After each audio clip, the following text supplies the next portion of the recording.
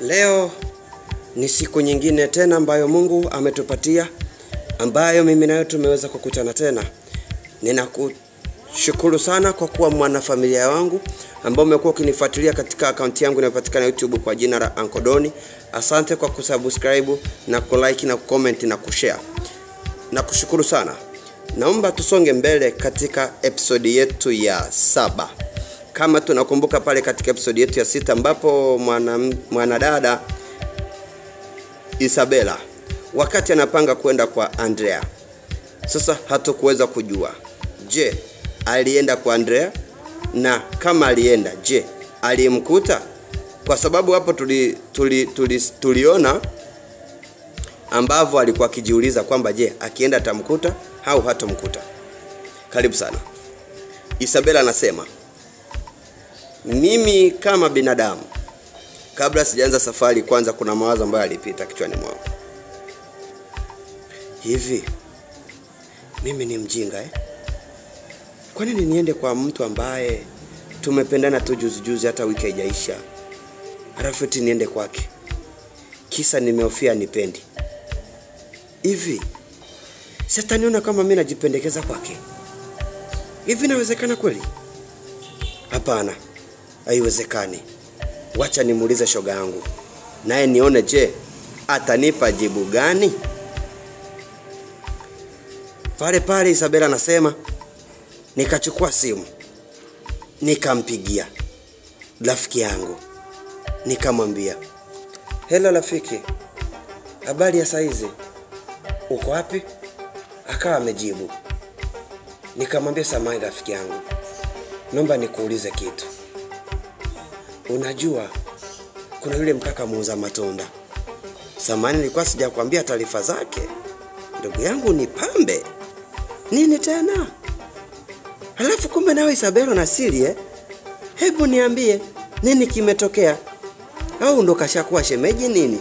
Maana nikikumbuka ulivyokuwa ukimkazia macho kipindi kile na kumenyea matunda. Mimi kama mtu mzima hapo kuna kitu nilisanuka, nikahisi hapa kuna kitu kinaendelea sio bure. Nikamwambia, kama ulikuwepo, unajua yule mkaka mimi nimesoma naye. Yaani katokea ghafla hivi mimi nikafa ghafla. Hata usihangaike na kumtafuta mtu ambaye hata kupeleka nyumbani kwetu. Wewe muone yule pale. Halo we, usiniambie. Kweli? Kweli. Alafu wezi amini yule kaka, mimi na yeye sasa hivi ni wapenzi. We, sitaki kuamini. Hapana, sitaki kuamini. Rafiki yangu akasema, sitaki kuamini, sio kweli. Mmeonana sasa hivi afu ndio mmependana? Kwani tusipendane kwa sababu tumesoma shule moja, tunajuana, nyumbani kwao unapajua, nyumbani kwetu unapajua. Nikaona haiwezekani, nishamuona mtu wa nyumbani kwetu na nataka nikaolewa na mtu wa nyumbani kwetu. Basi kama unataka muoane, haina shida. Mimi kama rafiki yako nimelipitisha. Nyeo waaneni tu, haina shida. Na mimi nikamjibu, lakini rafiki yangu unajua nini? Kuna jambo linaendelea kati yake, sijalielewa. Nini? Yeye anasema ananipenda, lakini nikiangalia ni kama anipendi hivi. Hapa penyewe niko natamani niende nyumbani kwake, lakini na sita hivi nikienda mwenyewe atanichukuliaje? Rafiki yangu akasema, shoga yangu, kwenye kwenda kwake sikushauri. Macha kuite mwenyewe, na hata akikuita mwenyewe subiri siku zipite. Usikurupuke mwenzangu kaja kukuta kumbe mwenzio kwa nagono, unafika kule kinakuramba. Sawa shoga yangu bwana.